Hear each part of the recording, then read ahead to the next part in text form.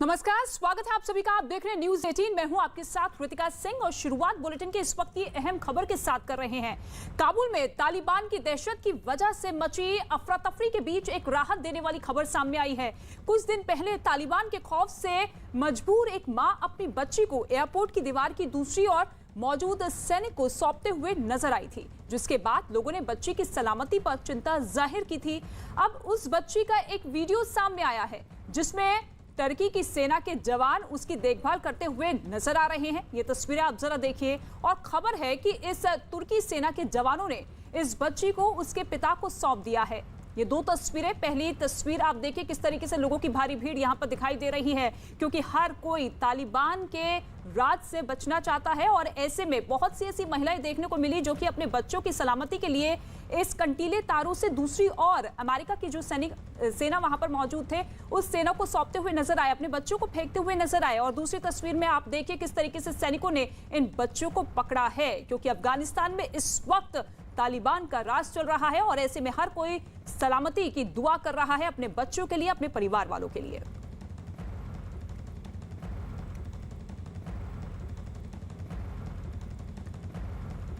और काबुल से एक और बड़ी खबर सामने आ रही है। न्यूज 18 के मनोज गुप्ता की एक खबर है कि काबुल में सभी भारतीय सुरक्षित है। भारत सरकार के सूत्रों से जानकारी मिली है कि काबुल एयरपोर्ट के पास सब भारतीयों को अगवा किए जाने की खबर पूरी तरह से गलत है।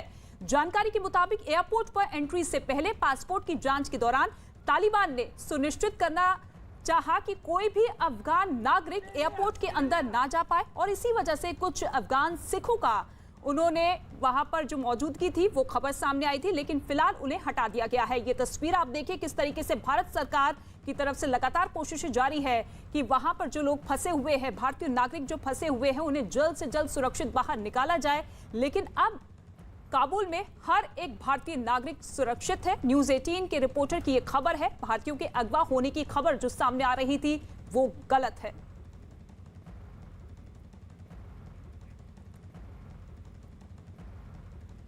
और काबुल एयरपोर्ट पर मौजूद डॉक्टर आसिफ शाह ने न्यूज 18 से खास बातचीत की है और बताया कि वो सुरक्षित हैं। हुआ क्या था, मतलब आपको कितने वहां से कहां लेके गए थे एयरपोर्ट के बाहर से? सर यहीं पे है, अभी भी हम एक लोकेशन है उसको बोलते हैं यहाँ पे, शायद इसका नाम ताराखेल है। अच्छा, यहाँ पे इनका एक चेक पॉइंट है, वहीं पे लेके गए थे। तो कितने लोग हैं आपके साथ में? लगभग हम 150 के ज्यादा ही हैं। फीमेल्स को इन्होंने स्टैंड ऑफ किया, फीमेल्स को इन्होंने भेज दिया।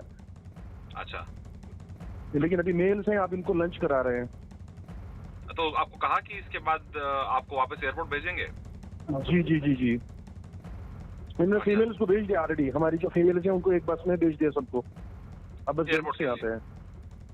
तो सुबह ये कितने बजे सुबह जब आप बस में बैठे हुए थे एयरपोर्ट के बाहर, वहाँ पे वो आए थे आपको ले जाने के लिए साथ में? हाँ हाँ हाँ। अभी आप ठीक हैं, सेफ हैं अभी आप? जी जी जी हाँ, अल्हम्दुलिल्लाह, अल्लाह का फजल है, शुक्र है सर। ठीक है, शुक्रिया। Thank you ji, thank you. और इस वक्त शैलेंद्र बागू इस वक्त हमारे साथ मौजूद है, फोन लाइन पर उनका रुख कर लेते हैं। शैलेंद्र, आपने डॉक्टर आसिफ शाह से बातचीत की, जिनका साफ तौर पर कहना है कि वो पूरी तरीके से सुरक्षित है, लेकिन जो अफवाह उड़ी थी भारतीय नागरिकों को लेकर, उसमें किस तरीके की जानकारी सामने आ रही थी? ऐसी अफवाह क्यों फैलाई जा रही थी?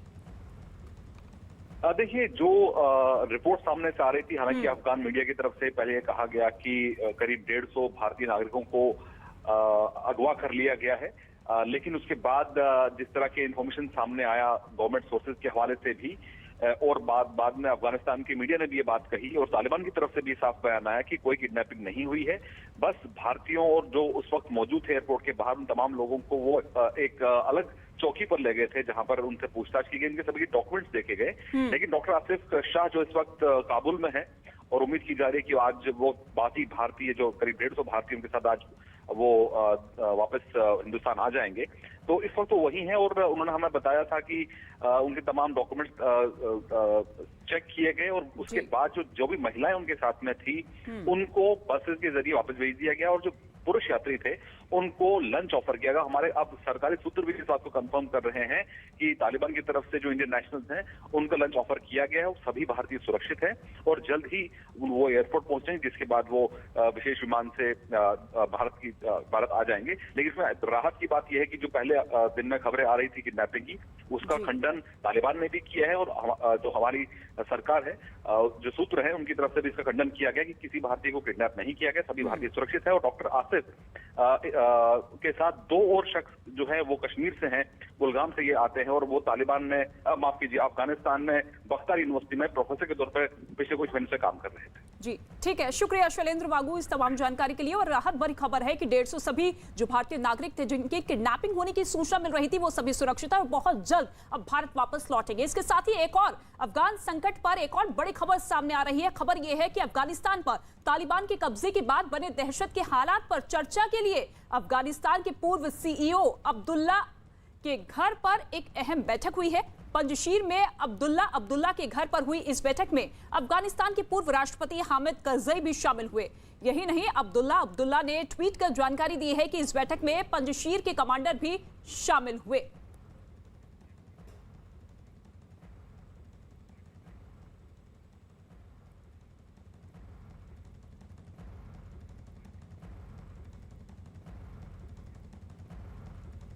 और इस वक्त अमित पांडे हमारे साथ मौजूद है इसी खबर पर ज्यादा जानकारी के साथ। अमित, देखिए लगातार ऐसी खबरें सामने आ रही है कि वहां की स्थिति लगातार बद से बदतर होती हुई नजर आ रही है, लेकिन आपके पास क्या कुछ अपडेट है? ताजा स्थिति क्या कुछ बनी हुई है अफगानिस्तान में? देखिए, जहां तक इस मीटिंग का सवाल है, इससे पहले भी हामिद करजई अब्दुल्ला ने तालिबान के नेताओं से भी मुलाकात की थी और अब पंजशीर में जो कमांडरों के साथ इनकी बैठक की तस्वीरें और जानकारी सामने आई है। तो इतना तो ये तय है कि तालिबान के जो शासक हैं, जो समर्थक हैं, जो कमांडर हैं, उनसे जो पहले तालिबान के राष्ट्रपति या सीईओ रह चुके हैं, वो उनसे संपर्क बनाने की कोशिश कर रहे हैं, वो उनसे अच्छे रिश्ते चाहते हैं। अब ये है जो पंजशीर वाली जो बैठक हुई है, इसके बाद इन दोनों पूर्व राष्ट्र प्रमुखों का रुख किस ओर होगा ये अभी साफ नहीं हो पाया है और ये किस ओर किस हद तक क्या तालिबान के नेताओं की कोई बात इनको पंजशीर के लोगों को सूचित कर रहे हैं या फिर आगे अपनी कोई रणनीति बनाए हैं, ये अगले 1-2 दिन में खुलासा होगा। लेकिन जो भी पूर्व शासक रहे हैं अफगानिस्तान के, फिलहाल अफगानिस्तान में जो मौजूद हैं, उनका इसी तरीके की बैठक करने का सिलसिला लगातार जारी है। जी ठीक है अमित पांडे, आप बने रहिएगा हमारे साथ। इसके साथ ही एक और बड़ी खबर आपको बता दें, अफगानिस्तान से जुड़ी हुई एक और बड़ी खबर सामने आ रही है, जहां तालिबान के खिलाफ जंग लड़ रही सेनाओं की तरफ से 40 तालिबान लड़ाकों के मारे जाने का दावा किया गया है। अफगानिस्तान के अंतराब बांग्लान के 3 जिले तालिबानी आतंकवादियों से छीन लिए गए हैं और इस बीच तालिबान से लड़ रहे संगठनों की तरफ से दावा यह किया जा रहा है कि उन्होंने 40 तालिबान लड़ाकों को मार गिराया है, जबकि 15 तालिबान के घायल होने की खबर है। बताया जा रहा है कि तालिबान के खिलाफ लड़ रहे अफगानी लोगों के इस गुट का नेतृत्व अब्दुल्ला हमीद दादकर कर रहे हैं। हालांकि अपनी इस बड़ी हार पर तालिबान अब तक खामोश है। अफगान सरकार में रक्षा मंत्री रहे बिस्मिल्लाह मोहम्मदी ने भी इस बात की पुष्टि कर दी है। मोहम्मदी के मुताबिक नॉर्थ ईस्टर्न बागलान प्रोविंस के पूल ए हिसार, देश सलाह और बानो जिले तालिबान आतंकवादियों से मुक्त करा लिए गए हैं। इतना ही नहीं, तालिबानी आतंकवादियों के कब्जे से छुड़ाए गए जिलों में अफगानिस्तान का झंडा भी फहरा दिया गया है। यानी अफगानिस्तान पर पूरी तरह कब्जे में जुटे तालिबान के लिए यह पहला बड़ा झटका है।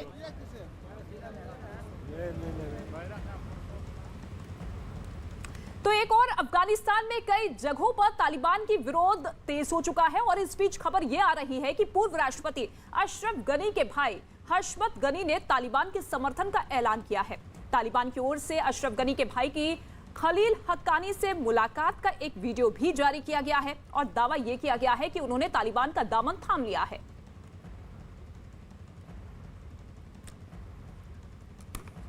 अमित पांडे इस वक्त लगातार हमारे साथ बने हुए हैं, जो कि ताजा स्थिति के बारे में हमसे रूबरू हो रहे हैं। अमित, लेकिन सवाल ये है, क्योंकि बहुत से ऐसे जिले हैं जहां पर तालिबान ने अपना कब्जा कर लिया है, लेकिन बहुत से ऐसे जिले हैं कि उनके विरोध में अब आग तेज होती हुई नजर आ रही है।